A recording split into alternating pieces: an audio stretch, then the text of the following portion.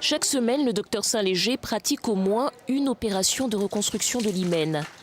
L'intervention, qui se déroule sous anesthésie locale, durera une demi-heure. La patiente sortira le jour même.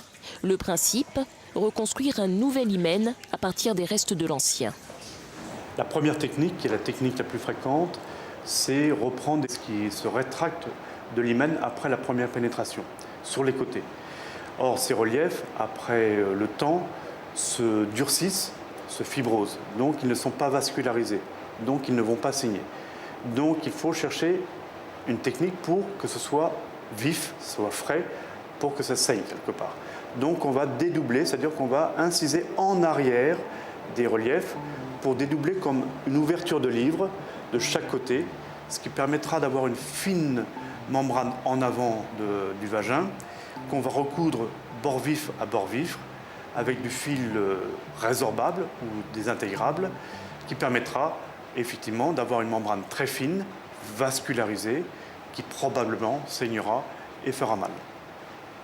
Quand il n'y a plus de relief, parce que toutes les femmes sont différentes, il faut trouver une autre technique pour tout de même reconstituer une membrane à l'entrée du vagin.